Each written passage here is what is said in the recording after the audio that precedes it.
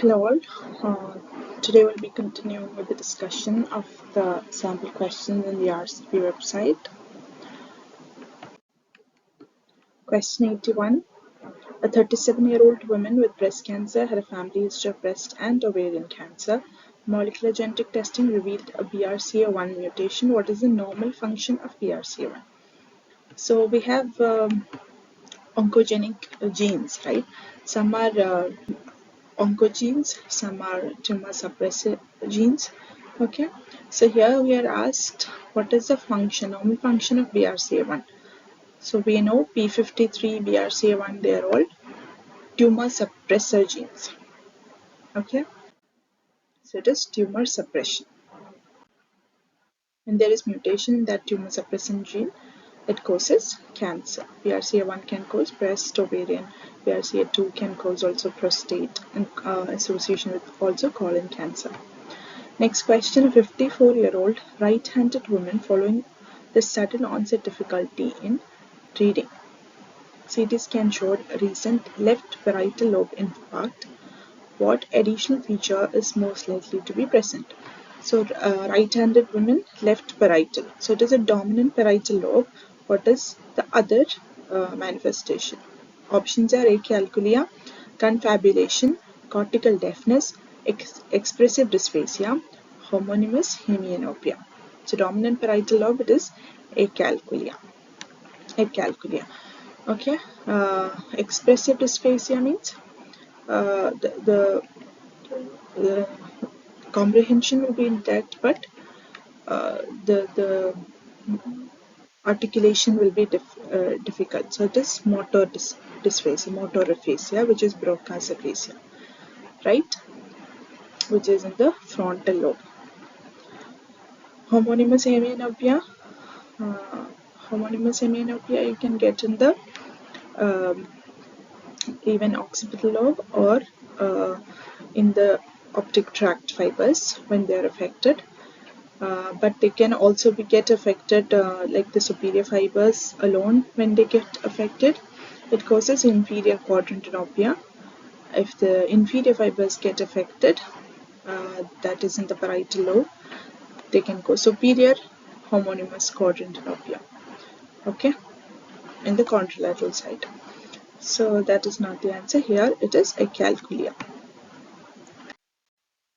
Okay, so that was Gerstmann syndrome in the left parietal lobe.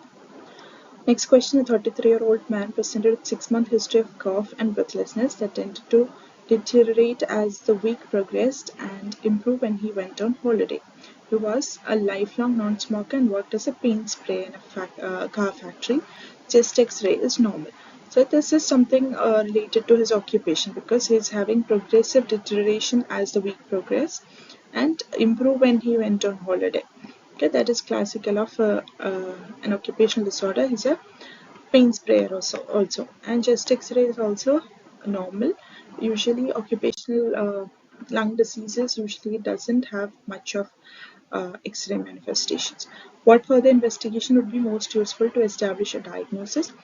Options are cardiorespiratory exercise test, histamine challenge, IgE antibody to isocyanate, serial peak expiratory flow rate measurements, transfer factor for CO. So it is serial peak expiratory flow rate measurement, so that you can know the difference as the week progress and you can attribute that disease to the occupation. So that is why you do a serial peak flow rate measurements. Next question, a 52-year-old man presented after having been found unconscious in the street. An examination had a GCS of 5, a pulse of 110 beats per minute, a BP of 95 over 65 mmHg. His respiratory rate was 35 breaths per minute and there were no focal neurological signs. Investigations showed ABG showing PO2 11.5, PCO2 3.9, pH 7.24, H plus 58 and serum bicarb 12. What acid-base disturbance is most likely to be present? So the patient is unconscious. He has a low GCS, tachycardia, hypertension, and tachypnea. And we are asked to evaluate and analyze the ABG. So the pH, first when you analyze ABG, you look at the pH. So pH is 7.24. The normal range is 7.35 to 7.45. Anything less than 7.3 or 7.35 becomes acidosis. Anything more than 7.45 becomes alkalosis. So first thing to analyze the acid-base disorder is to look at the pH. So this is acidosis. Okay, that much is confirmed. Now you have to see what kind of acidosis, because acidosis or alkalosis can be either respiratory or uh, metabolic.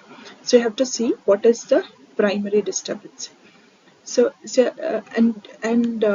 easiest way to remember that is CO2 is more of acidic and bicarb is more of alkaline. So when there is excess of CO2, it will become more acidic. When there is excess of bicarbonate, it will become more alkaline. So look at the CO2. It is less than normal. So when there is less than normal CO2, it should have been alkalosis if it was a respiratory problem. But look at bicarb. Bicarb is low. Actually, bicarb is alkaline in nature. So if it is excess, it will become alkaline. If it is reduced, it will make acidic. Okay. So bicarb is attributing to metabolic problem. CO2 is attributing to respiratory problem. So here there is acidosis. If it was so it can be a respiratory acidosis or a metabolic acidosis. If it was a respiratory acidosis, the CO2 should have been high, because CO2 is the one denoting respiratory problem. But here CO2 is less than normal, or the bicarbonate can be low, which is the case here. So that is attributing metabolic acidosis. Okay. So there is metabolic acidosis. Okay. So the options are metabolic acidosis, mixed metabolic acidosis, and metabolic alkalosis. Mixed metabolic acidosis and respiratory acidosis, mixed respiratory alkalosis and metabolic acidosis, and respiratory acidosis. So we'll do an exclusion. There is no respiratory acidosis since PCO2 is lower than normal. PCO2 should have been high in a respiratory acidosis. So we'll cancel all the options that include respiratory acidosis. So mixed metabolic acidosis, respiratory acidosis also wrong. Mixed respiratory alkalosis and metabolic acidosis. In respiratory alkalosis, there is CO2 low, but here this is 12. The average of bicarb is 24. So there is a reduction in bicarb. Okay, the value here is 12. So we say that the value of PCO2 would be a rough of 1.5 times bicarb plus 8. That's what we say. So but here it is given in kilopascal, so you cannot directly convert. Well, all you know that is since bicarb is low, as a compensatory mechanism, there will be respiratory. In metabolic acidosis, there is a breathing pattern, right?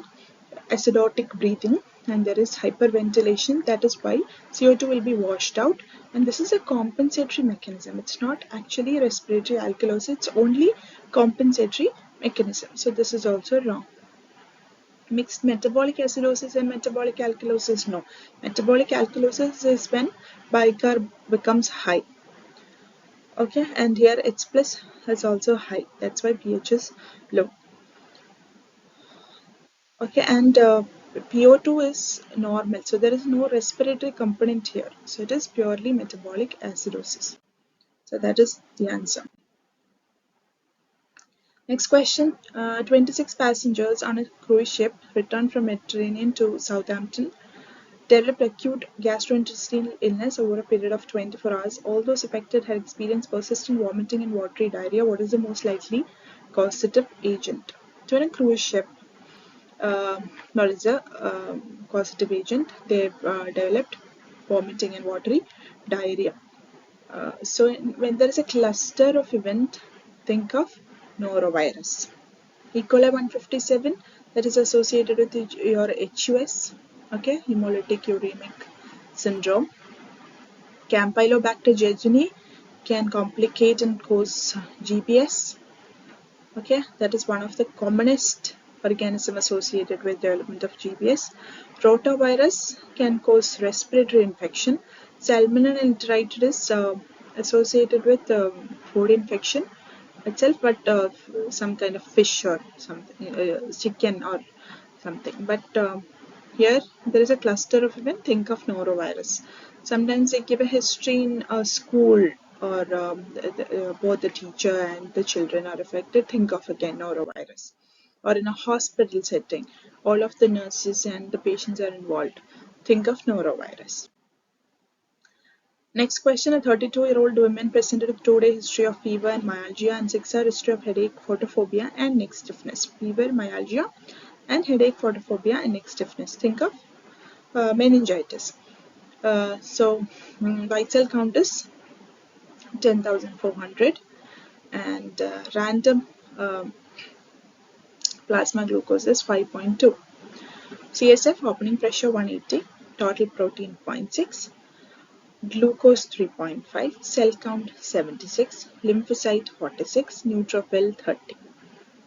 Okay, so glucose is roughly normal, protein is high, okay, cell count is high with predominantly lymphocyte.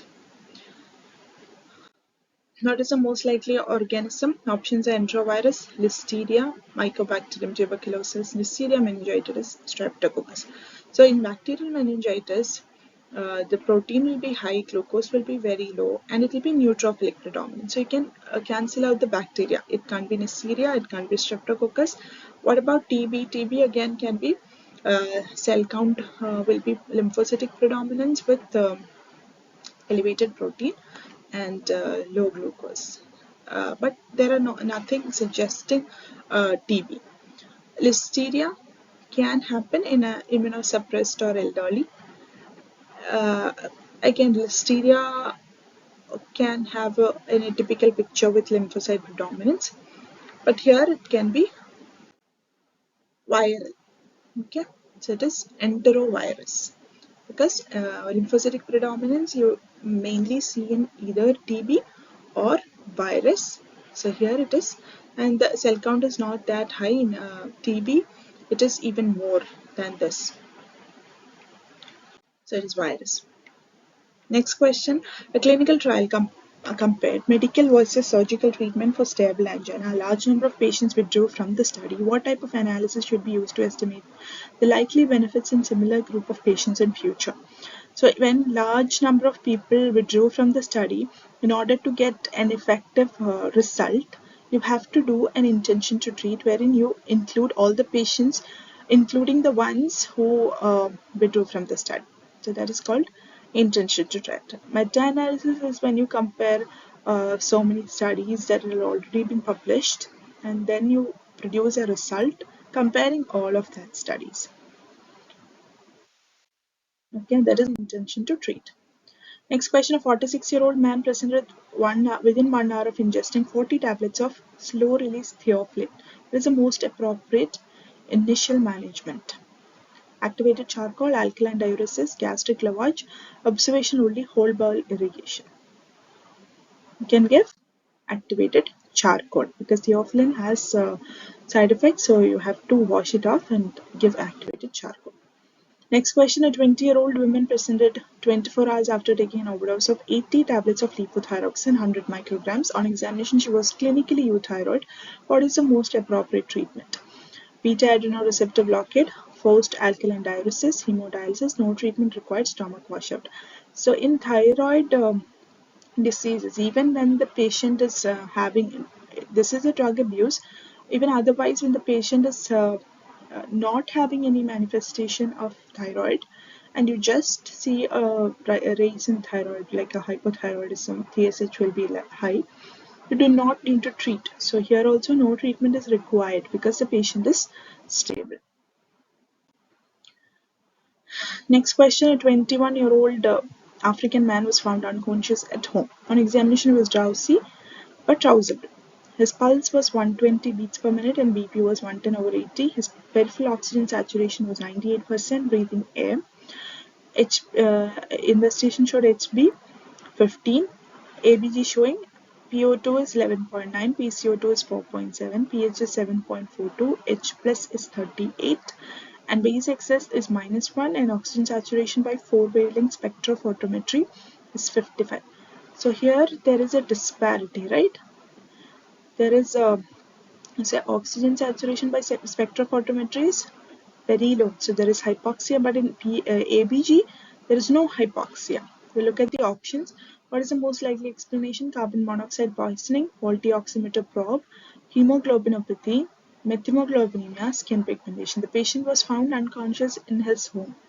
So this is likely case of carbon monoxide poisoning because the spectrophotometer can distinguish carboxyhemoglobin from oxyhemoglobin, but our ABG cannot make that distinction. So that includes both carboxyhemoglobin and oxyhemoglobin. That gives a normal value. But when the spectrophotometer measures only the oxyhemoglobin level will be highly reduced. That's why it is showing hypoxia. So this is a case of CO poisoning, especially when the patient is found unconscious. There could have been some air leak or something. So it can be carbon monoxide poisoning. Next question is 74-year-old man presented with severe rectal bleeding. He was normally fit and well and he had no previous problems with his bowels. On examination, he was pale, his pulse was 110 and his BP was 100/60. Abdominal examination was normal, rectal examination showed fresh blood on the glove. HB is 85 and white cell count is 7,500. Options are bleeding diverticulum, carcinoma colon, hemorrhoids, inflammatory bowel disease, Meckel diverticulum. So it is an elderly man. Okay, he's presenting with rectal bleeding, and he's pale, and his BP is 100/60. Rectal examination also showed fresh blood on the glove. So when an elderly present with rectal bleeding, you have to always think of bleeding diverticulum. Okay, that is the first thing you have to rule out. Carcinoma colon and all is this is the most common than other things. So this is the first DD, bleeding diverticulum in an elderly coming with rectal bleeding. In this MRCP part 1 August also there was this similar question, an elderly presented with rectal bleeding. Cause will be diverticular disease. Next question, a 22-year-old woman presented with acute chest pain 2 days after the uncomplicated delivery of her first child and was found to have an anterior ST elevation. She had no conventional risk factors for coronary artery disease. What is the most likely etiology of her myocardial infarction? Options: atherosclerotic plaque rupture, coronary artery dissection, myocardial bridging, paradoxical embolism across patent foramen ovale, Takotsubo cardiomyopathy. So all this can occur in a postpartum period. Okay, so she's 22-year-old, 2 days after uncomplicated delivery, found with anterior ST elevation MI. What is the cause of coronary artery disease? She has no other conventional risk factors for coronary artery disease. We look at all the options. Atherosclerotic plaque rupture. She has no conventional risk factor for coronary artery disease. That means she doesn't have, what are the conventional risk factors? Hypercholesterolemia, diabetes, hypertension, smoking, increased age. Okay, she doesn't have any of those. So atherosclerotic plaque rupture, likely in a patient who has already dyslipidemia. This patient doesn't have that, so that can be the option. Coronary artery dissection in a postpartum period can happen. Myocardial bridging, paradoxical embolism across patent foramen ovale. How does that manifest? The patient would have DVT and then they come with an embolism like picture. That is the embolus reaching the systemic circulation from the right heart, it reaching the systemic circulation and coming with a stroke-like event. This is not the case. Takotsubo cardiomyopathy is also called stress cardiomyopathy. Stress cardiomyopathy. Okay, but that doesn't manifest like MI. It can manifest as a LV dysfunction with reduced ejection fraction and all. There can be apical ballooning in echo, but there is no MI as such. So here the answer is coronary artery dissection. Next question, a 58-year-old man was seen with progressive breathlessness in outpatient clinic. He had undergone coronary artery bypass grafting 3 years previously, and this had been complicated by a resternotomy for tamponade. He recovered well but had started to feel breathless and fatigued over the past 12 months. He had a history of type 2 DM and hypertension. He was a current smoker. A diagnosis of constrictive pericarditis was made. What is the most common physical finding seen in this group of patients? So, a straightforward question, what is seen in constrictive pericarditis? Options are ascites, finger clubbing, hepatomegaly, pericardial knock, pleural effusion. So, constrictive pericarditis is when there is a, we have the right ventricle, the left ventricle, and there is like a the filling defect kind of thing. That is constrictive pericarditis. Okay. And there can be calcification in the ventricular wall also. Now they are asking what is the likely finding? Ascites, finger clubbing, hepatomegaly. So there is a filling defect. So the right, the superior vena cava, inferior vena cava, they come into the right side of the heart. So filling is reduced. So there can be a back pressure. So there can be hepatomegaly.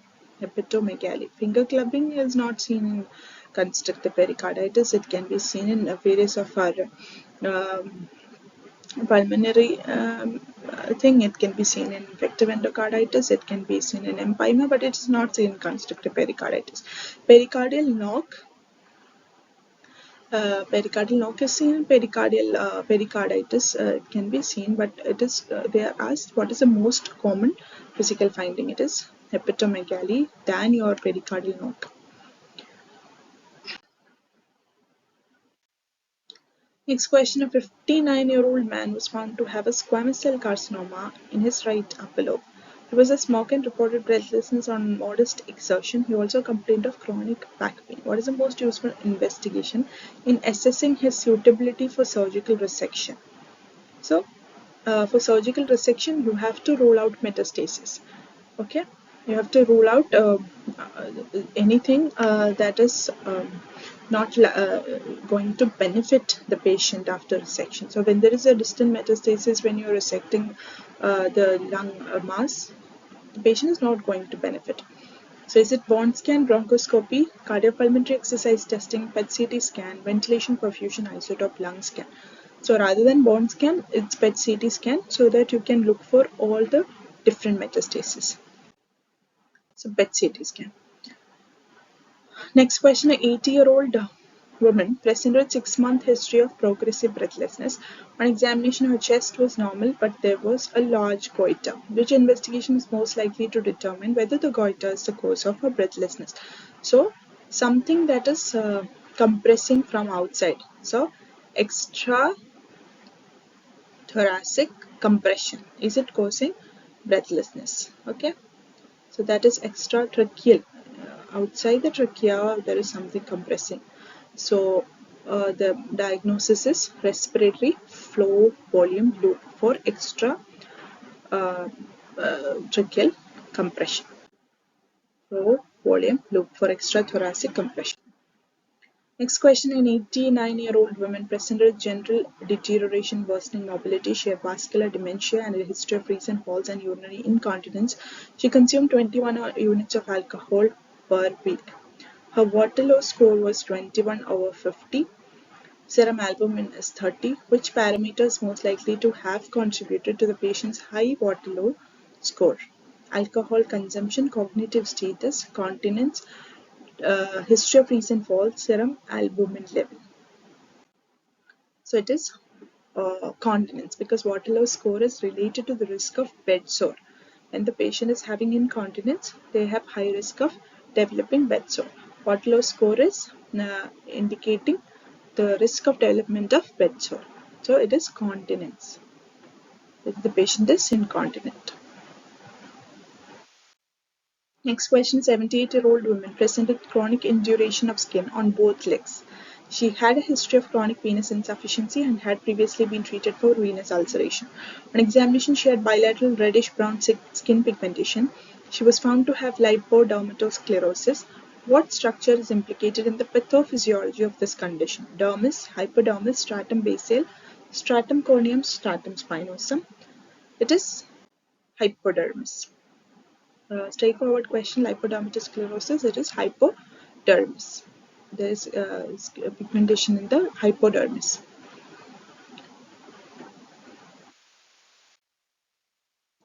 Next question, a 78-year-old woman presented with 9-month history of worsening urinary frequency and urge incontinence.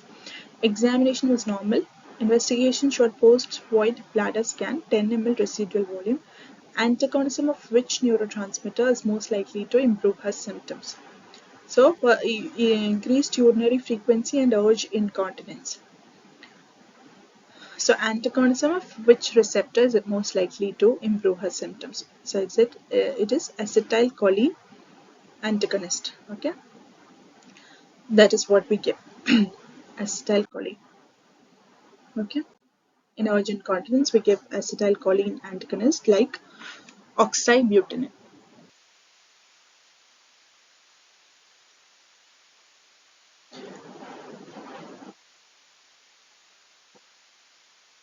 Next question, a 72-year-old man presented a 3-month history of worsening neck and right arm pain radiating down the inner forearm, associated with numbness and tingling involving the index and middle fingers. Examination of the right upper limb revealed reduced forearm pronation and wrist flexion, decreased sensation in the index and middle fingers, and diminished triceps tendon reflex. What is the most likely site of the lesion? Axillary nerve, C6 root, C7 root, median nerve, radial nerve. You have to know the nerve distribution, the dermal distribution, and the nerve supply and muscle action, everything to answer this question. So we'll dissect the question.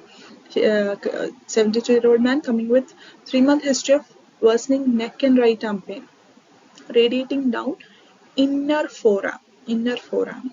Okay. Associated numbness, tingling involving index and middle fingers. Examination of right upper limb revealed reduced forearm pronation and wrist flexion, decreased sensation in index and middle finger, diminished triceps tendon reflex. Okay, so triceps tendon reflex. What is the nerve root? It is C7. Biceps C5. Supinator C6.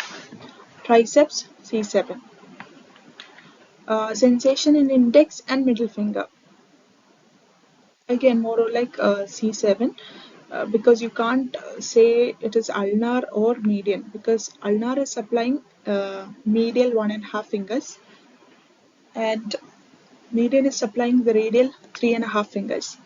So it can't be ulnar or median nerve because it is involving both index and middle finger. So it can be a C7 root. Again, C7 root. Because the dermatome comes like this. So if this is your hand, dermatomal distribution comes like this.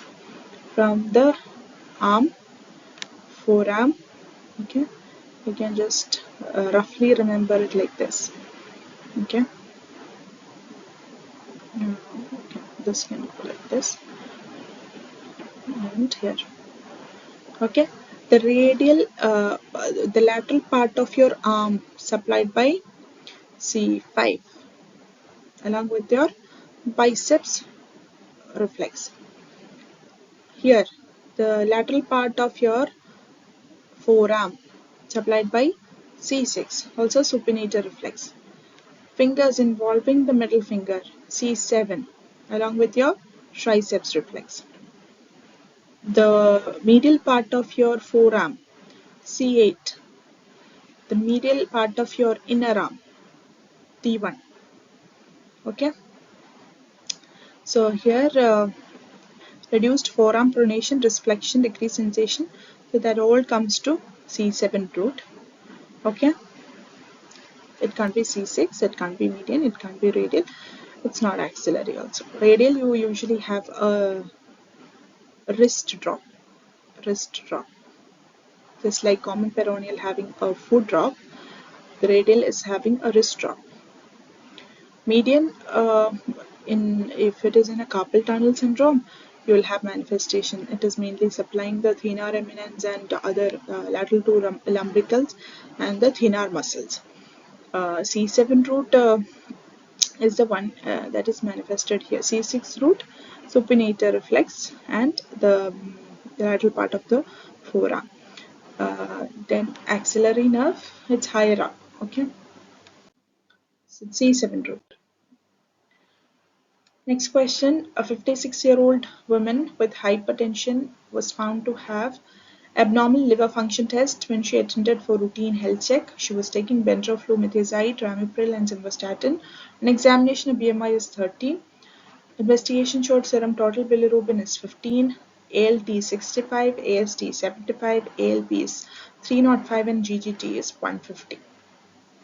So she's having hypertension, now having abnormal liver function. She's taking thiazide diuretic, AC inhibitor, statin. Okay. Bilirubin is normal. ALT, AST is slightly elevated. ALP is high. And GGT is also high. Okay. A picture like a cholestasis. What investigation is most likely to establish liver diagnosis? Anti-mitochondrial antibodies, CT scan of abdomen, MRCP, serum ferritin, ultrasound scan of abdomen.